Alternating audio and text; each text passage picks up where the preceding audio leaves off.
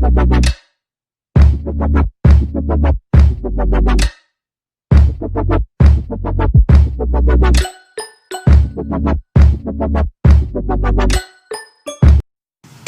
we have a classy episode for you.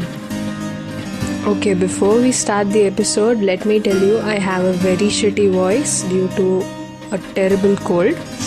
Okay, back to the episode. These people have breakfast at Tiffany's and bottles of bubbles, lashes and diamonds and ATM machines. After a rip-off edition, you did the worst possible thing by quoting Queen Ariana Grande. Nice plug-in, by the way. To the listeners who haven't heard our previous episode, check it out. It's super fun.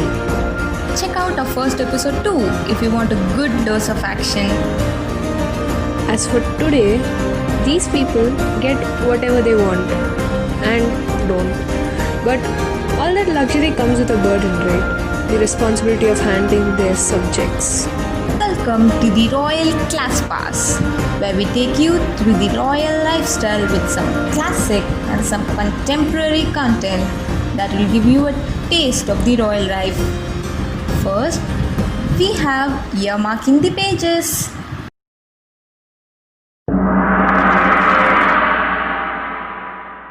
The first book we have today is the #1 New York Times bestseller, Catherine McGee's American Royals. A story about the Washingtons, who have ruled America for almost 250 years.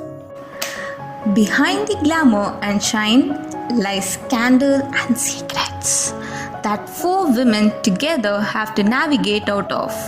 It's about the most famous family in the world where there's only one queen. We give this book 6 out of 10 palettes. Next up, we have a very controversial book that turned heads to it as fast as a tornado. This book won so many awards as it came out that we can't keep count.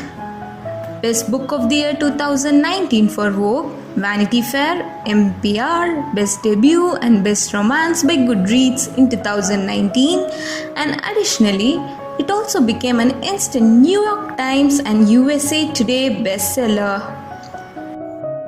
It's called Red, White and Royal Blue by Casey McQuiston. The tagline of the books goes like this, okay? So, what happens when the first son of America falls for the charming Prince of Wales? Ooh, saucy.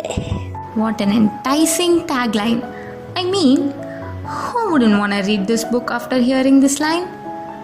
When the son of President Claremont, Alex Claremont Diaz, and Prince Henry of Wales are asked to sort relations between the two nations out by building a fake friendship, romance flickers. You know what? I could listen to you speak about this for the entire day. How will things remain under wraps, dude? Or will love actually save the day? Find out by reading this 8 palette rating worthy book. Next, we have a fairy tale feel good kind of book called Frog Princess by E.D. Baker. Happy ending assured. This is a cliched he kissed she kissed book. Pat on my back cause mama got some lines today. I wish I could, but the last I met you was 7 months ago. And I don't want to transfer whatever I have, the flu right now, to you. So pat yourself for me. Well, she kisses the frog but turns herself into a frog by doing so, instead of the opposite happening, which regularly happens. Then what happens? Read the story to find out. This book ranks at a 6 on the palette scale. Next up, we have a book with a bit of a historical and biography genre feel. The 6 Wives of Henry VIII by Alison Weir. An account of Henry VIII's life and the women in his life.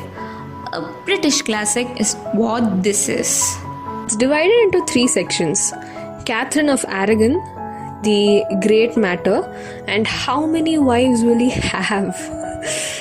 Okay, it is quite an interesting book for avid readers. For non-readers though, it might seem pretty monotonous and dry. We give this book a 6.5 out of 10 on the palette scale. Alright, let's move on to the binge lounge.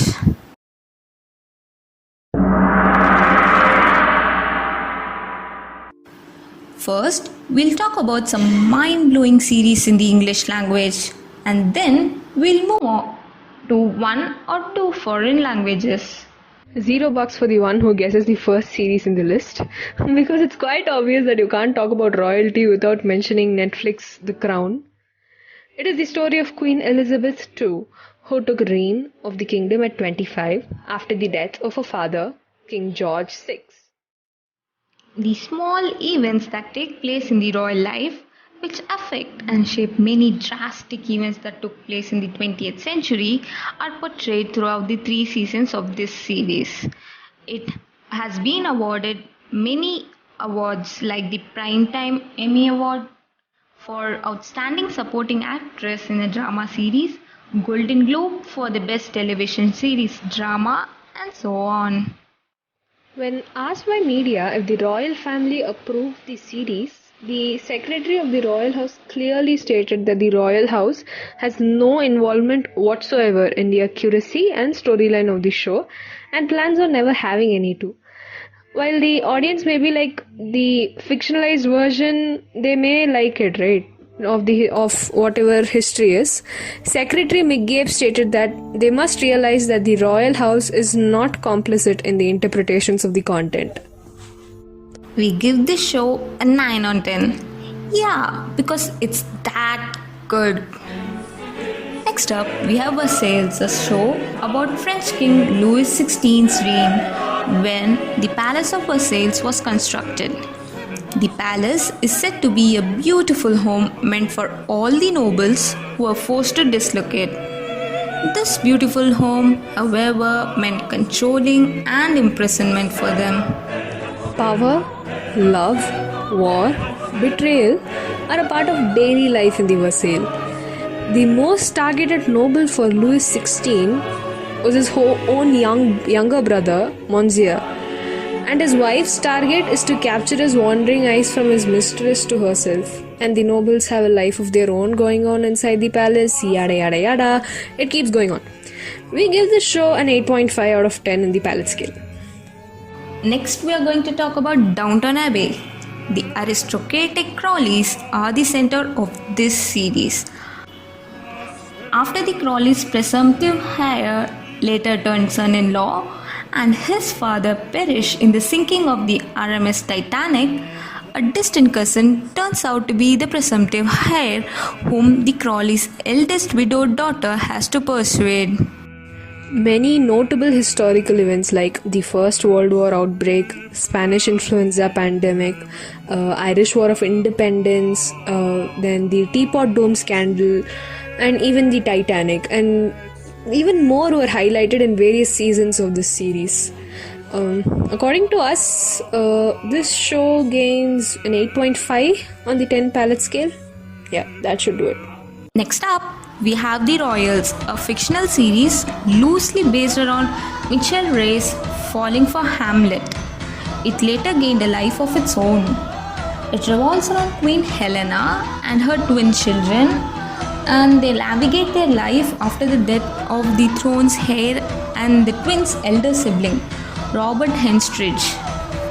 Lionsgate Productions was interested in buying this series after E had cancelled it after season 4, but a new home after E was difficult to find for this series.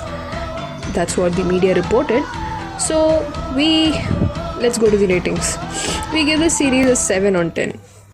Next, we have a series which is not exactly royal, but this family lives a life more lavish than royalty. Dynasty is a show about two most wealthiest families in America, the Carringtons and the Colbys. It not only features the glitz and gloss of extreme wealth, but also exposes the dark underbelly of a corrupt world built on backroom deals. A show completely built on and about cash. We gave the show a 7 out of 10 palettes. Coming up next, Raise the Curtains.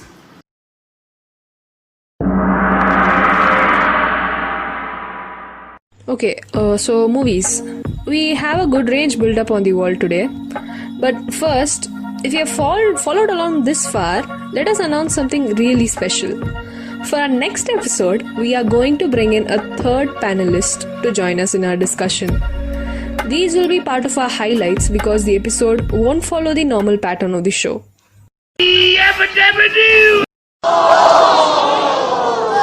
We will be releasing such episodes only once in a while, so make sure to keep following us for regular updates because you wouldn't want to miss what's in store for the next episode.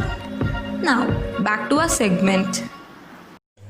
First, we have some English movies and then some foreign languages. We'll get to it as usual.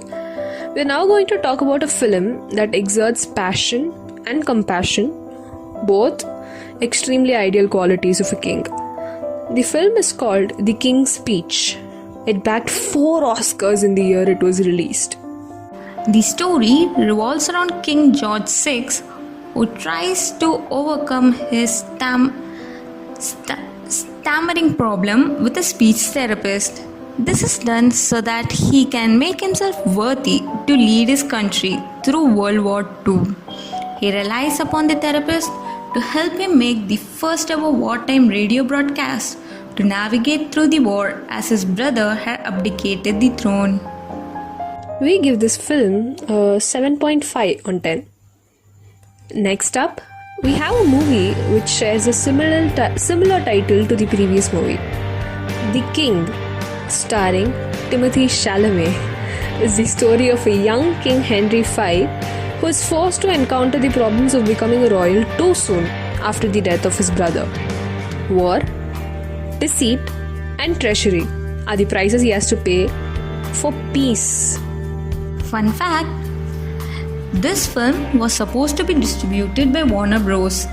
Instead, Netflix has to step in due to some disagreements and not compliance of certain contractual terms. Yeah, whatever. We give this film 6.5 palettes. Next is an account of the young years of Queen Victoria and her partner, Prince Albert. The film The Young Victoria stars Emily Blunt and Rupert Friend in the main roles. How Victoria's turbulent life with responsibilities, romance and reign goes on is all the show's about. This film is accredited to a good cast and a very nice screenplay. We give it a 6.5 out of 10 palettes. Since we have 2 feel-good stuff included in the book segment as well as the show segment, we have a feel-good movie also called The Princess Diaries, starring Anne Hathaway. The story of a clumsy teenager, obviously, who doesn't know that she is the royalty of Genovia, a small European kingdom. What happens when she is taken there to her grandmother, who is presently the queen of that kingdom, but the grandmother has no faith in this teenager for handling the responsibilities of a royal life. All in all, it's a fun watch and we'll give this film a 6 out of 10. Next, we have an international feature. Korea brings us The Royal Tailor, a story of love, betrayal, recognition, and of course, tailoring. The royal tailor denies to cover up the queen's mistake as it would be against the customs of royal tailoring. The queen, desperate to cover it up, searches for someone else. Unfortunately for her, she meets a handsome young tailor, Ngong Jin, in the capital with exceptional capabilities. What happens next is left for you to watch. We give this film a 6.5 out of 10. Up next, some classics from the enchanted land of India. First, we have Jodha Akbar, the story of King Akbar and his love for one of his wives, Jodha. The latter is a Rajput princess who initially despises being used as a mere political pawn in kingdom conquering when her father offers a hand in marriage to King Akbar as a peace offering. Akbar agrees to this for strengthening relations between both the kingdoms. How they navigate through their life and handle love, responsibilities, family, betrayal, and hatred is something this movie takes us through. Oscar winning composer A.R. Rahman has composed the songs for this film. We give this film 7 on 10 palettes. Okay, then we'll go back a few years in history to find Padmavat, which is actually an adaptation of the poem Padmavat by Malik Muhammad Jayasi. The story revolves around Rani Padmavati, a Rajput and Khatri queen, her beauty, her strength, and her sacrifices. Raja Ratan Sen falls in love, marries Padmavati when he goes to Sinhala to get pearls for his first wife Nagamati. Ooh, la la. Alauddin Khilji of the Khilji dynasty has an excessive, uncontrollable urge to possess exceptional things. When he is informed of Padmavati's beauty, he wants to capture her. Watch what happens next if you haven't already. We give this film a 7 on 10 palettes. Last, we have Bahubali, the highest grossing Indian movie of all time. Both the parts did exceptionally well. This movie is about a fictional kingdom, Mahilmati, a land of peace, prosperity, and love. When the royal mother treats her son as well as her brother-in-law's son the same, when the latter dies and his wife also dies immediately after childbirth. And the actual son gets extremely jealous of the attention given to the protagonist. He keeps trying to outdo him ever since childhood, I guess. This one day turns into a nasty feud between them when he wants to marry the woman that this guy already loves. But his mother doesn't know of this information, and many complicated things happen, and then a child is born, and blah blah blah. And watch the movies to know what actually happens. We give this film a 7.5 out of 10 palettes. That's all we have for today. Hope you enjoyed listening to us. Please do spread the word and follow us on Spotify and Anchor. We also have a YouTube channel where we upload our episodes quite later than after airing it on Anchor. So, if you're watching this on YouTube, catch us at the podcast channel My Favorite Review Feed Mona Lisa on Anchor and Spotify, and do subscribe for regular updates.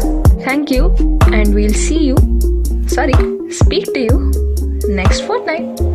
Bye bye.